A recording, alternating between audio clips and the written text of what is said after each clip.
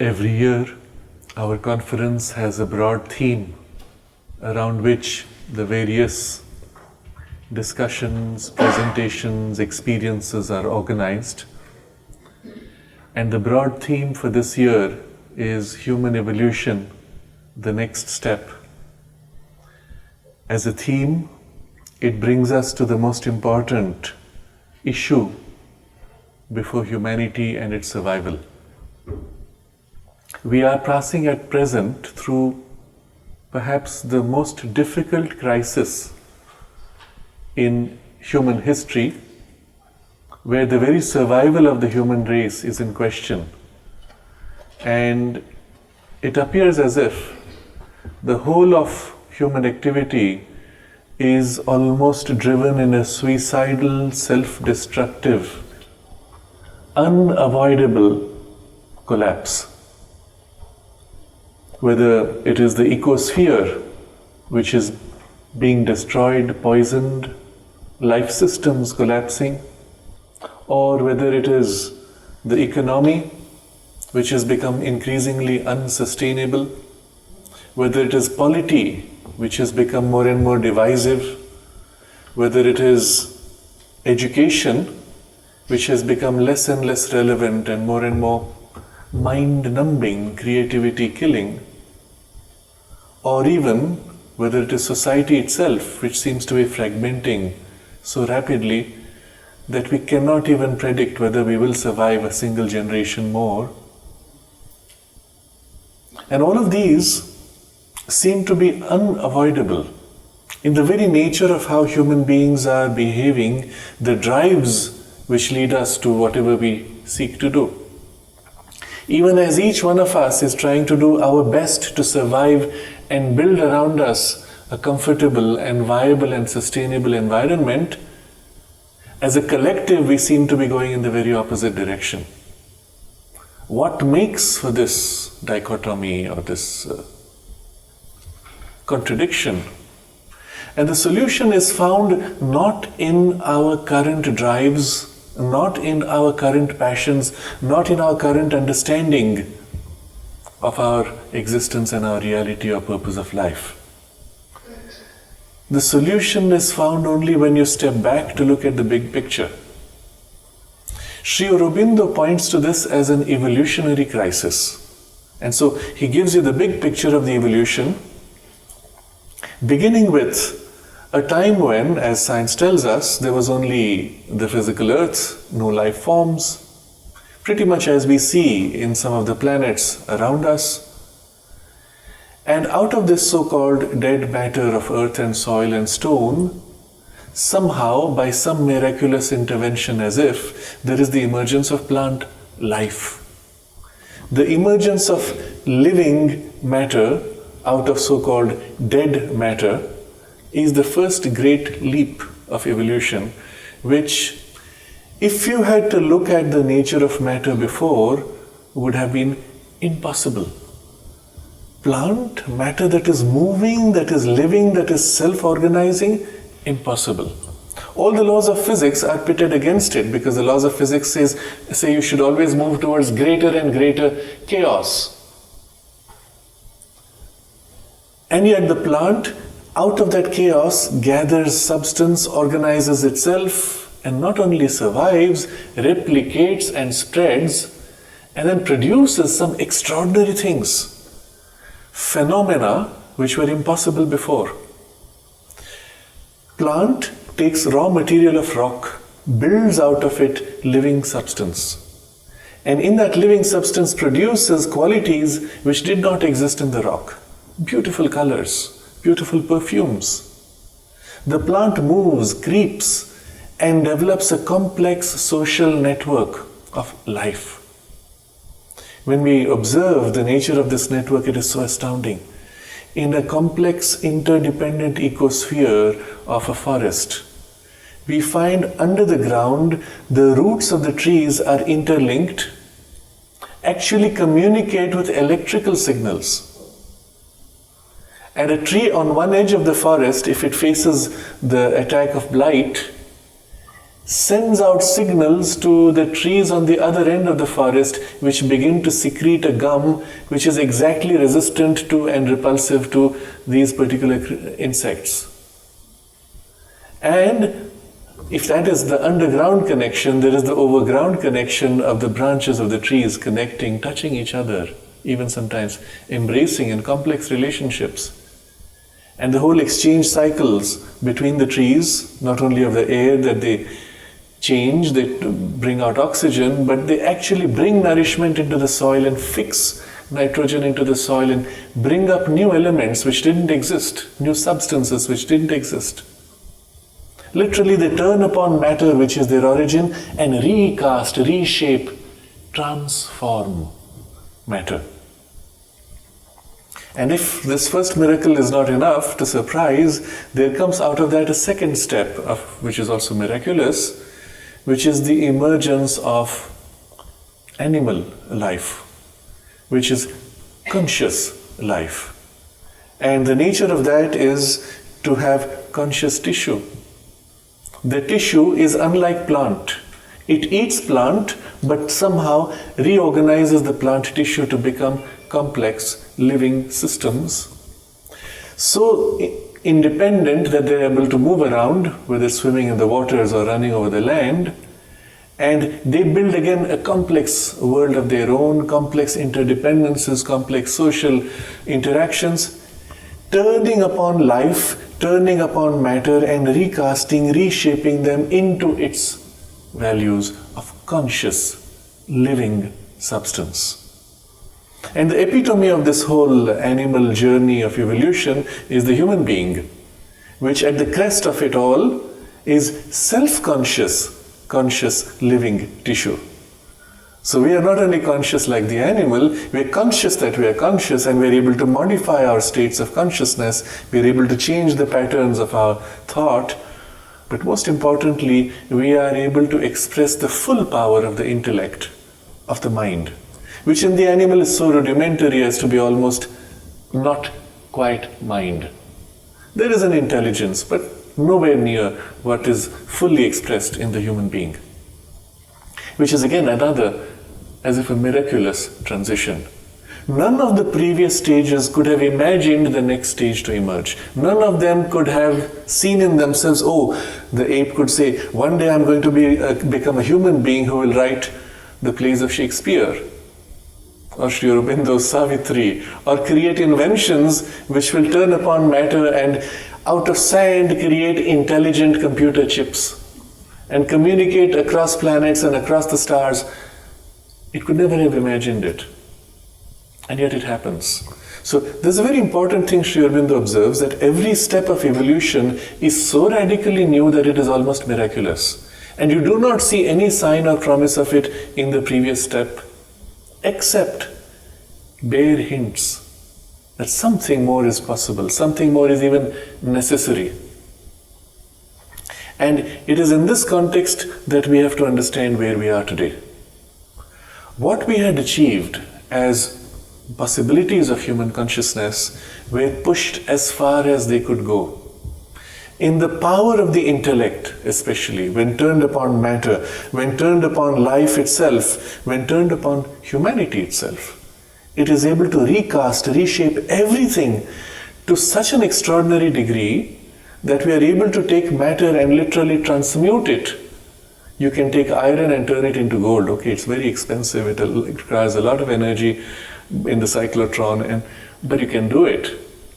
Equally, you can take the plasm of the plant, intervene genetically and modify it, create even chimera among animals, different kinds of animals merged into a single cell. All of these possibilities are there in the forms of life.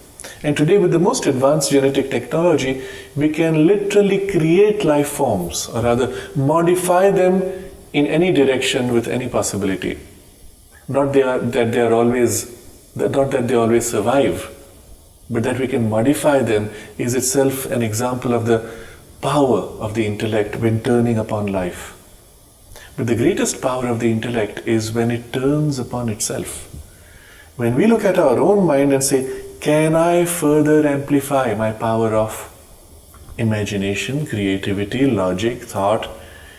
Can I look at this whole organization of human society, which is largely based on animal instincts as they have brought us to where we are, and reshape them to make a perfect society? A society in which, and so we dream, and so we were promised by the power of the intellect, a society in which there will be nobody who lacks anything. There will be no poor people. A society in which, if you look at the 50s and 60s and their dreams, everybody would live in these automated houses and systems. You would have automated transport systems. You would have so much in plenty that we would be free to dedicate ourselves to our most creative and passionate interests. A society in which all conflicts, all differences could be resolved rationally, logically. And so we would find solutions where there are none. And yes, this was the great promise, except as we see, the power of the intellect is somehow falling short. And the particular way in which we begin to recognize this is, while two people approach the same ideal, let's make society perfect, in the way they implement it is entirely in contradiction to each other. You have a massive collision. Sri Aurobindo gives this very interesting example of the way the last few 100 years, let's say, of humanity have divided themselves into two camps broadly. There is the camp which represents socialist, communist ideals, where the goal was to organize human society to be equal, where every human being could be equal to everybody else in status, in value, in respect, in facilities, in opportunities. And what a beautiful ideal. But he also warned where it would go, and he gives logical reasons of why that particular form fails. In the very attempt to realize the ideals of communism, it had to suppress liberty, freedom, to compel people to fit into the mold that this ideal has constructed with the power of logic of the mind. On the other extreme is the opposite effort, which we see characterized, especially here in America, in the form of capitalism, where the whole thing is based on the idea that everyone should be free to grow as they need to follow their own passions, to follow their own dreams. And when everybody dedicates themselves to their own pursuits to the best, somehow it will all fall into place and society would become truly perfect and creative and complete. Everywhere that there's a niche, there's an opportunity for somebody to fill the niche and complete the totality. And in the very attempt to make this wonderful ideal possible, you have destroyed the possibilities of equality, equal respect, created hierarchies in which those at the top often end up turning those at the bottom into willing or unwilling slaves. To serve a system now, which system becomes now more important than the people. And the same problems you see in communism, but in a different way. The failure of the ideal. And Sri Aurobindo points out, very logically, that these are two different ideals, equality and liberty. And as different ideals, you cannot bring them together, you cannot unite them unless there is a third component, a third ideal, which makes possible their unity. And that is the ideal of fraternity. An underlying sense of commonality, of family feeling, of a sense of unity in which we feel each other as ourselves in different forms. And if this element is not there, you cannot have equality coexisting with liberty. And so Sri Aurobindo says in these three key words, the sequence has been wrongly articulated in the French Revolution. It should not have been liberty, equality and fraternity. Had it started with the emphasis on fraternity, then liberty and equality would have more naturally, more easily united. But still the problem would remain. Because how do you bring about the fraternity? And it cannot be done on the basis of material interests. If we say, well, since we're all living in this common place, we are all equal and we should help each other. Yes, it works up to a point. But the moment you hit the boundary and there's another common space and the two common spaces collide, it does not work. Or if you follow the drive of passion, of emotions, even affections, needs, desires as your primary drive for unifying to build fraternity, again it works for a while, but the moment you enter a different kind of humanity, different values, different priorities, in emotions, in drives, in passions, you have a collision.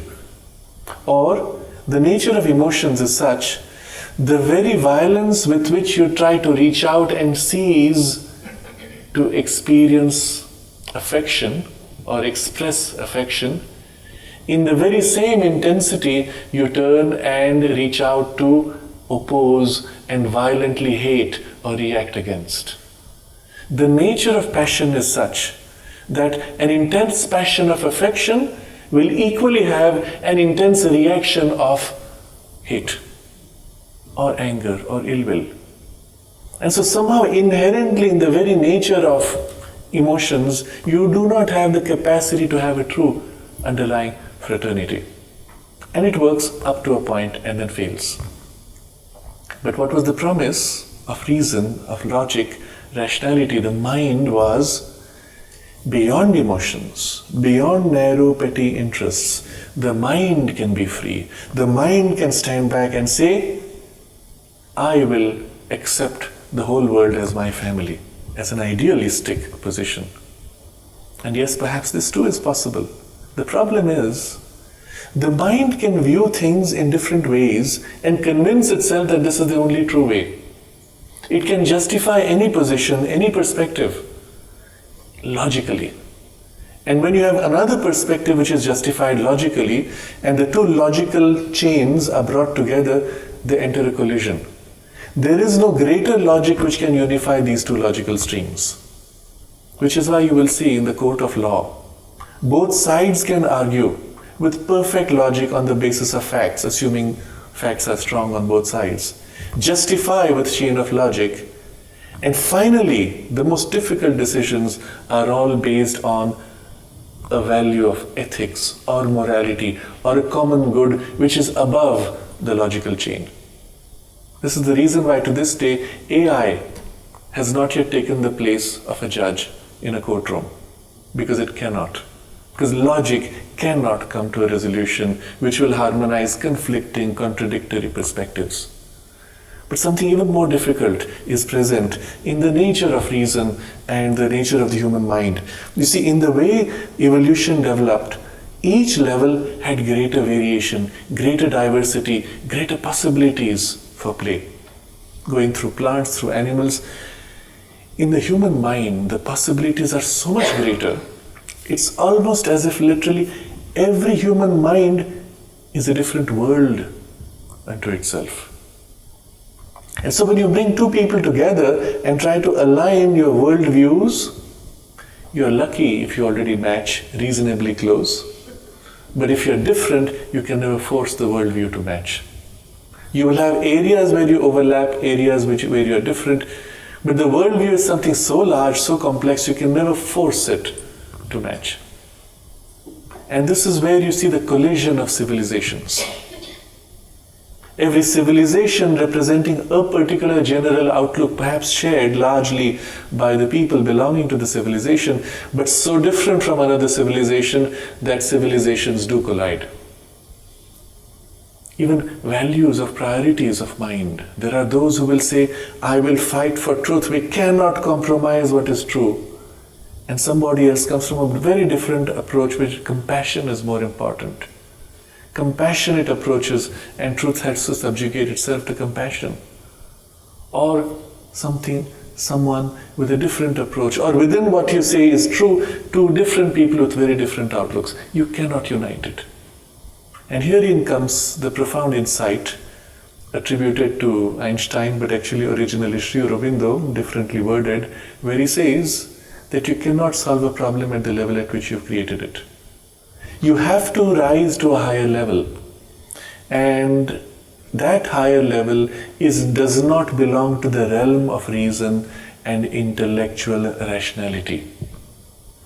We have as if reached the limit of how far reason and intellect could take us, and we have to cross a boundary now into a different grade of consciousness, a different grade of awareness, in which these contradictory positions of our intellect can actually be seen as facets to each other, complementing each other, under an overarching unity, of which these are aspects.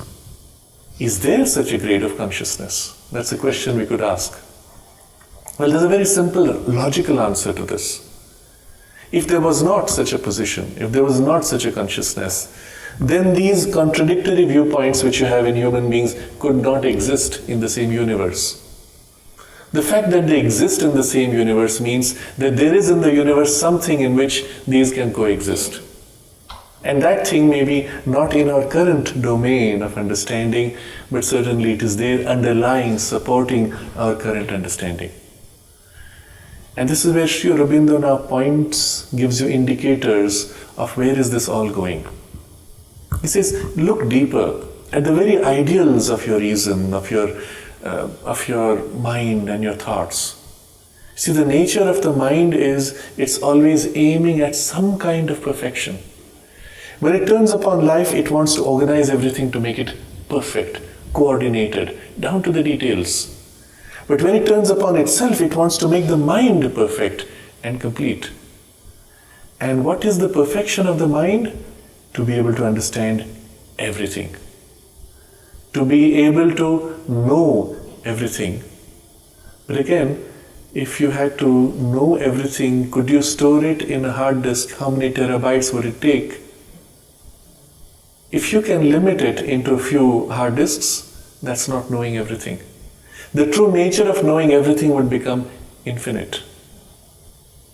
Is your mind capable of infinity? And that's where we recognize the first shortfall.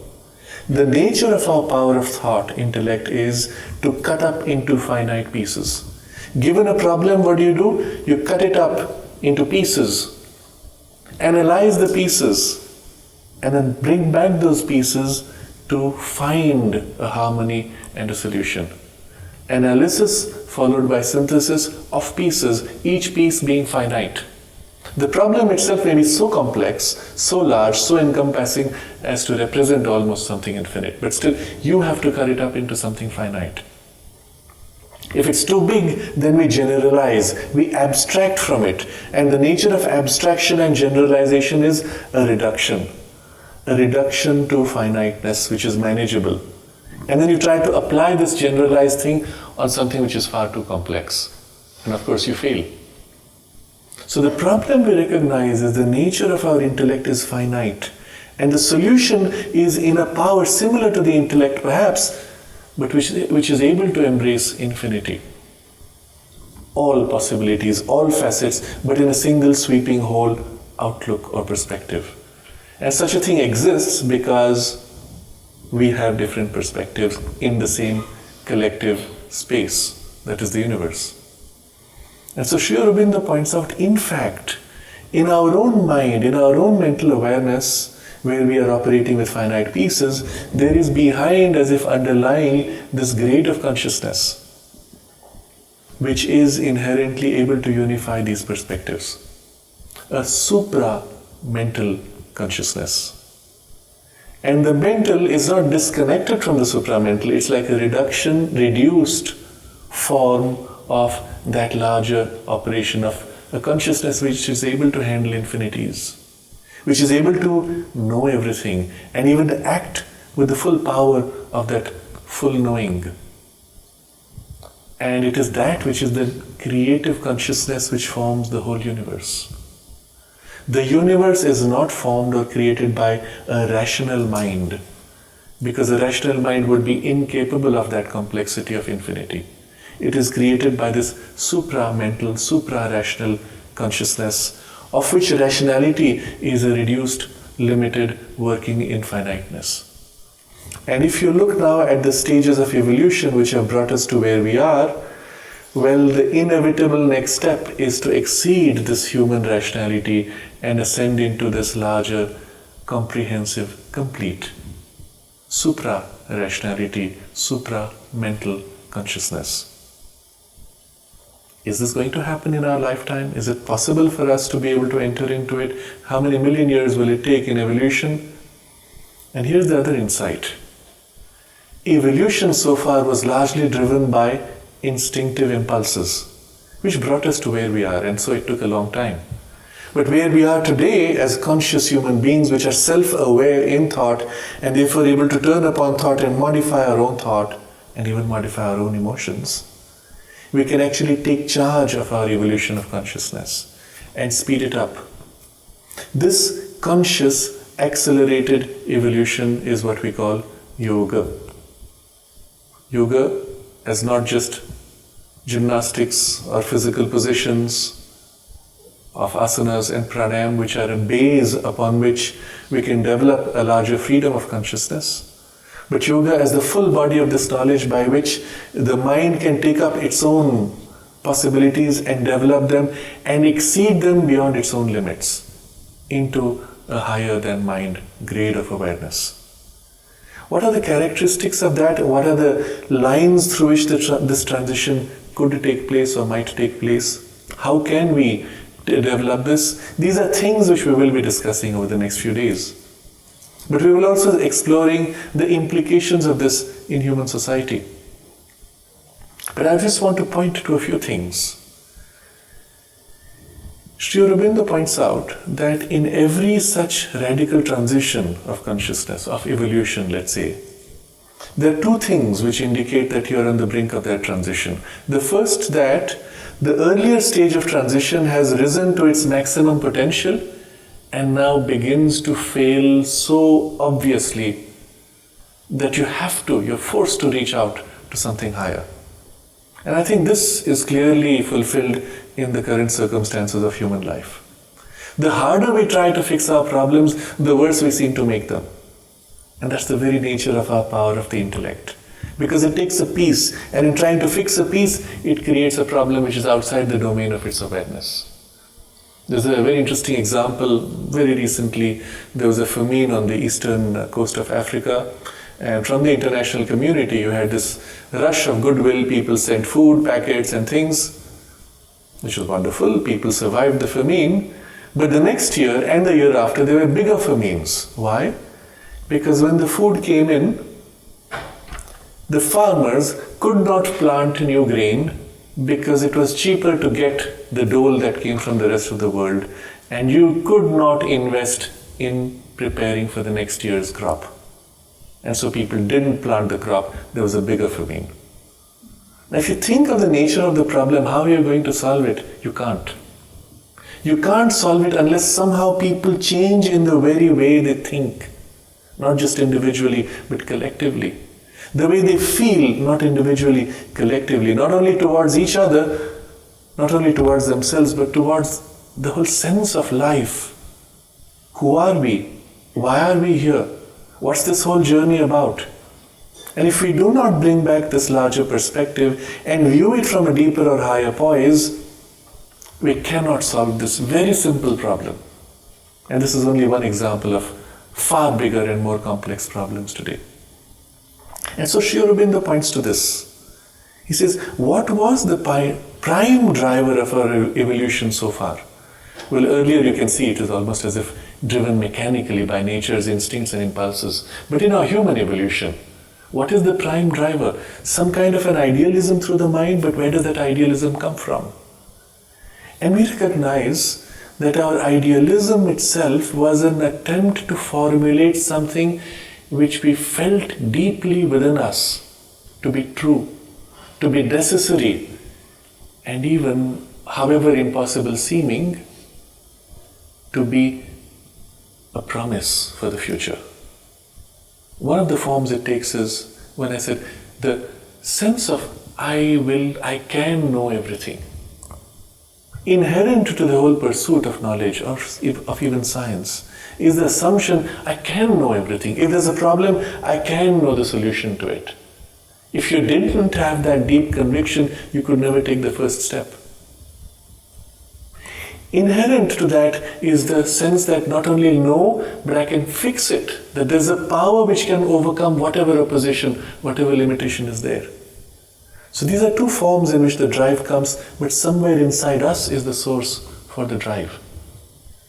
There's another aspect to the drive, and which is somewhere deep inside us. After all this logical, rational thinking and organization, life is empty unless you can bring into it some deeper feeling, some deeper satisfaction of the heart. And what's the form in which that is felt? Love. Inevitably, every one of us, whether in teenage or perhaps even in later adulthood, we had the dream of somehow true love, perfect love. And if you look back at human history, you will never see any evidence of true or perfect love ever having been achieved, and yet you feel it is possible somehow in your life. That it should be necessary, and if it is missing, life is not worth it.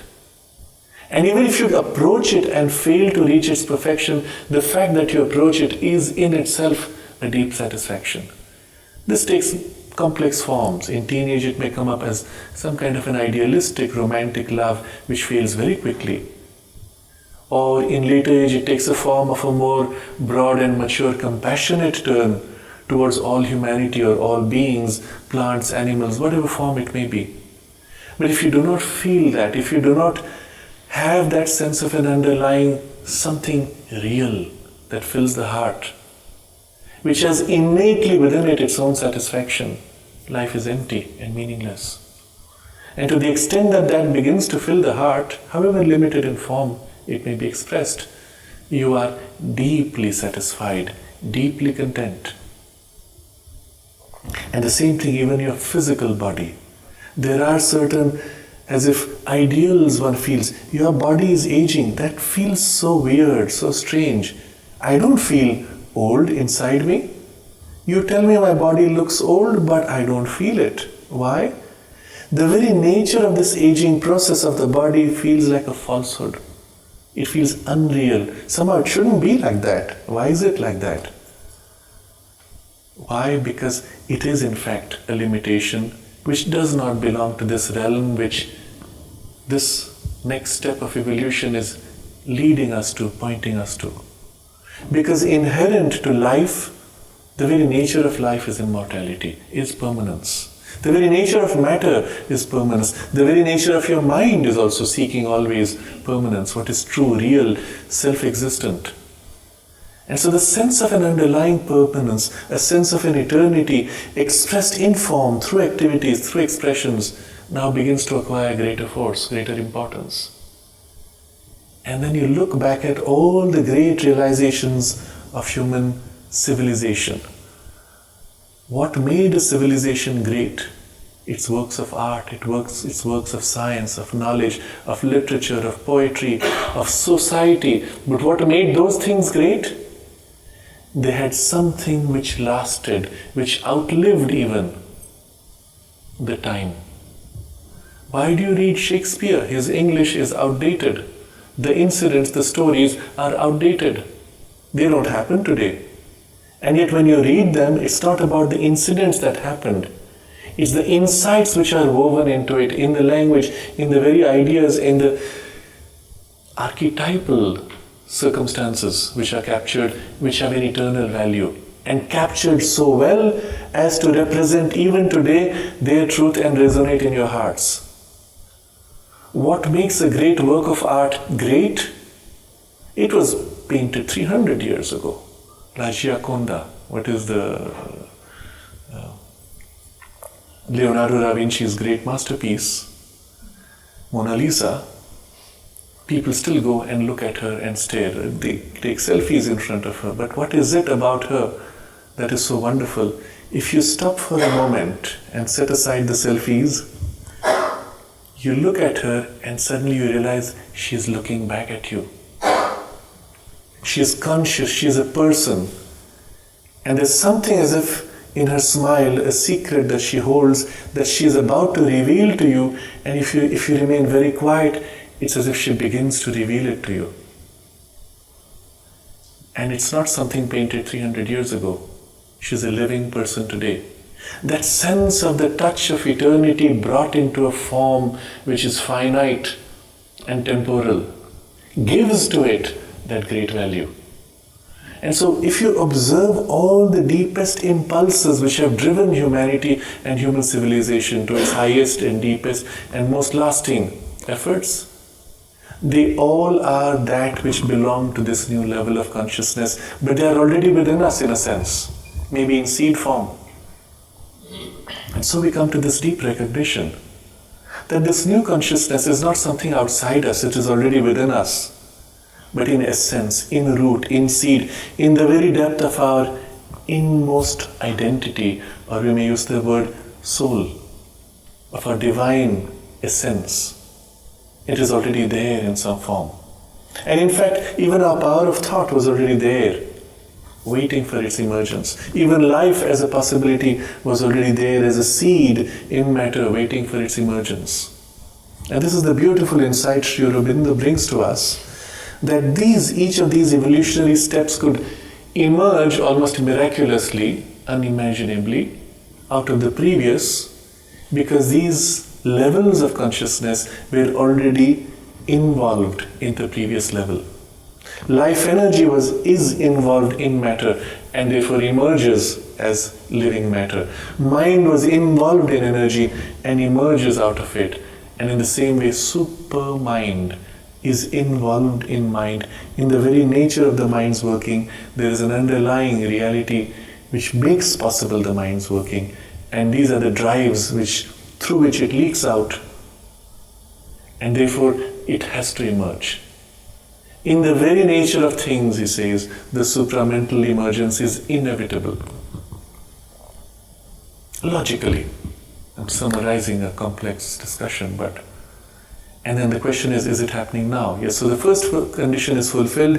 There's a complete breakdown of the power of the mind, of reason, of logic, of the intellect. And second, what do you see next? Instinctively in humanity, a turn towards something subjective, inward. It's as if having modernism, having failed, we are in a postmodern age, where we suddenly say, well, you know what? It's not going to work that way. And in abandoning the ideals of logic and reason and the intellect, we try as if to seek that which is the deeper truth behind. Except there's the danger of falling short. You will see the great trend today in the postmodernism is a turn inward into subjectivity, but a superficial subjectivity. Follow your impulse, follow your bliss, follow your dream, follow your desire. But it stops short, and that would be an error, because your desires and your impulses and dreams are not it. And so Sri Aurobindo warns of the danger of this passage. But in this passage of an inward turn, we begin to discover powers within us, and sometimes great powers. The forms in which we see this popularly today is the power of healing. There's so much all around the world in what is called energetic healing, whether it is pranic healing or Reiki or many other terms which are invented to brand. But underlying it, the same idea that within us are deeper sources of energy or power which can actually act on the body and heal, act on the mind and heal, act on even circumstances of life and change, overcome. And as if an attempt to tap into these powers, which earlier were considered occult because they're secret, hidden, behind the scenes, behind the appearance. But that's not it either. If you bring those powers in, well, you have a great enrichment of possibilities of life, but not yet that underlying unity, not yet the true oneness of the fraternity in which liberty, equality can coexist. For that you have to go still deeper, all the way deep, to your deepest. And that's when we discover our deepest center, our deepest core of consciousness in our inmost soul. We discover not only that we are eternal, we are permanent, we never die, the body is shed, replaced, we are permanent. But we discover also in that oneness of the underlying soul, we feel and experience ourselves one with the whole universe. We turn and gaze upon every being, every human, animal, plant, stone, and we feel ourselves in them. We have as if touched the substratum of reality, the substratum of our underlying oneness. And it is in that underlying oneness that we can look at the most diverse, the most contradictory viewpoint, person, society, value, and still feel ourselves in it, or view it and know it as ourselves in a different form, in a different experience. And it is in such a deep underlying unity that the true fraternity is discovered. It was always there. It got uncovered, discovered. And when that comes, in that, and as a result of that, liberty, equality become not only spontaneously coexistent, but they're effortless also. The nature of true love is also found in that. True love is really the relationship of oneness meeting oneness. You see, the very essence of love is the need to give yourself or join in self-giving to experience a kind of a oneness, but not in dissolution. An identity in which there is still the play of the difference. And it is in this poise of consciousness that it is obvious, natural, effortless. And a universality is effortless. And so the new step in evolution, the next step of consciousness has all of these characteristics inherent to it and effortless in it. And when you look at the current crisis from that poise, it's obvious that this had to happen because of the nature of the mind and the power of the intellect and the nature of the ego's sense and limitation and separation that ego compels because it belongs to that domain of divided consciousness. And yet rising out of it, we look back as an adult, a mature adult looks back at a child and says, yes, I was a child then, but that's how it is, now I've grown.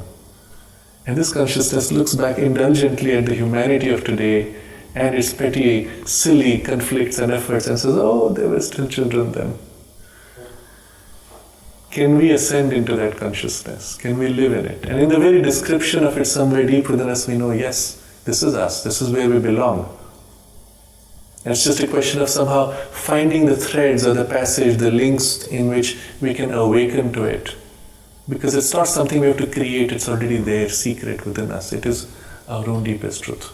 And so this is the very nature of the yoga, and the integral yoga of Sri Aurobindo really describes the various facets of approaches and means by which such a transition can be made as completely as possible.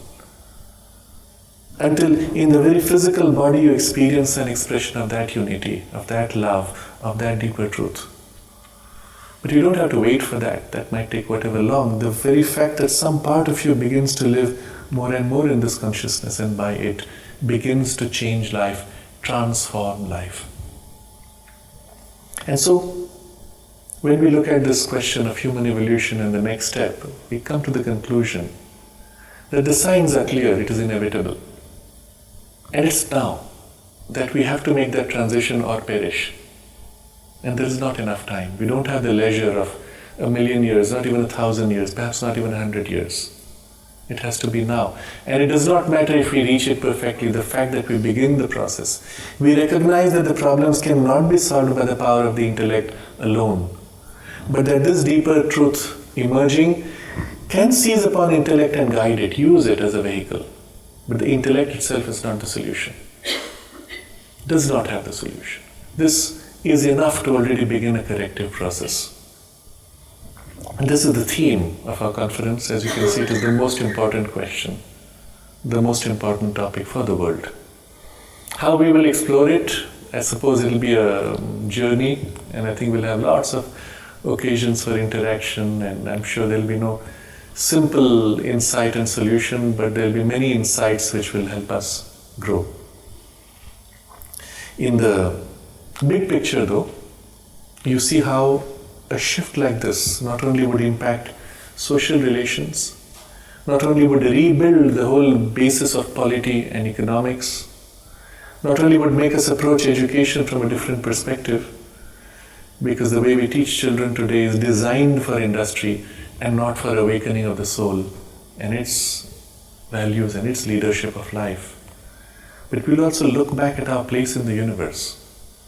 Where science told us that we somehow fell into place by chance because a few molecules fell into place by some accident of randomness and there's no meaning to it at all, we recognize that this was the meaning to it throughout. The driver of evolution was the soul pushing, nudging, guiding the journey of our life. And now as it comes into its own more and more directly, it takes charge to fulfill the reason why it came upon earth.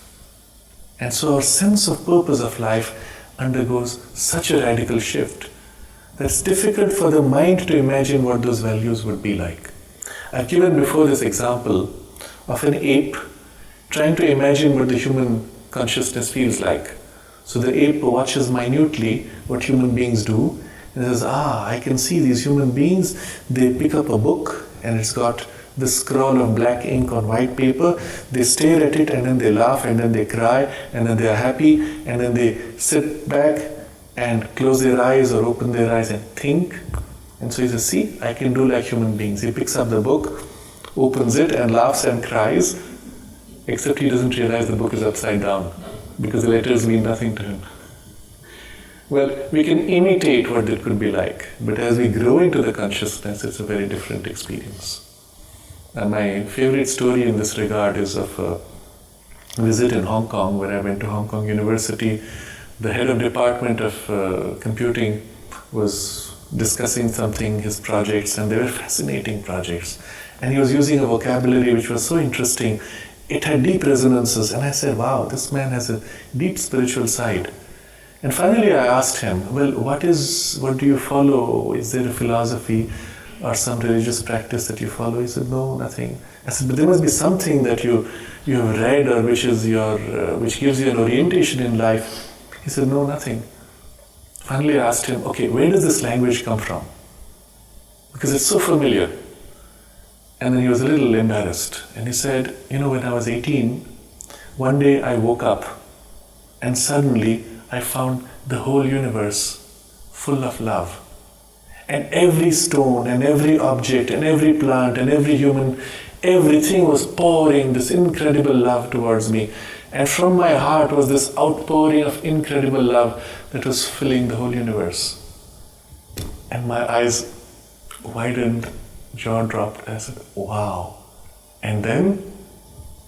And he looks at me. And then? He says, it went on for a few days. I said, okay, great. And then? I couldn't function. Okay, then that's obvious. And then? He says, then my friends took me to a psychiatrist. He put me on medication and the experience went away. And I said to him, if you were in India, they would have worshipped you as a saint. I don't think he had the experience again. I don't think he even pursued it. But somehow it had such a defining imprint on him that everything he did in his life was somehow an expression of the memory of that. Or the secret experience, which was still hidden inside, was leaking out through what he was doing. And here we get a glimpse of what it's like. It is so different from what we are. And yet in the very description of it, you say, yes, this is what I want. This is what I deserve to have. This is what I am deep within. Except it's kind of covered up. It can only leak out at the present. And so this is kind of a broad picture of how Sri Aurobindo describes this present transition as a crisis of evolution, a crisis of consciousness. And the solution is, of course, within us.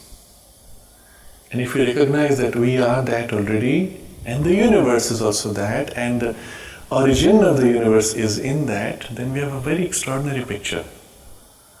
That the solution is not outside us, it is within us, but also it is a pre-existent domain of consciousness. Just as before human beings appeared, there was still the reality of mind that filled the whole universe. There is the reality of the supermind which fills the universe. It, as a divine grade of consciousness, is already reaching out down to embrace humanity and help this upward journey, to lift humanity. So this journey is not made by our effort alone. Our effort is a starting point, and then there is the power itself towards which we are ascending, which leans down to embrace and draw us gently towards itself. And it does more than we do. The monkey cannot think itself into humanity, but the human consciousness or consciousness of mind can lean into the ape and engage with its aspiration and draw it up. And such will be the nature of this transition also. So there we are as a broad introduction to the theme of this topic. And over the next few days, we can perhaps keep this at the back of our mind. The deepest aspiration within you is your starting point, but the highest power already present here is the help which is reaching down to join with your aspiration and make the link which lifts you. And Sri Aurobindo articulates this beautifully. There are two powers that alone in their conjunction can bring about this fulfillment. I am paraphrasing. And this is a fixed and unfailing aspiration below and the divine grace from above that answers. And it is the nexus of these two which is the means of this new leap, new step of evolution. Let's take a moment to pause, become conscious within us of our deepest, highest aspiration, as well as put ourselves in relation to that divine presence which is always here, which is the origin of the universe and therefore which fills the universe equally as the divine presence and as a conscious divine presence, as a superconscious divine presence, because it is the creative energy. We also call her the divine mother. And so we may hold ourselves in a conscious aspiration in relation to the divine mother and the supramental presence.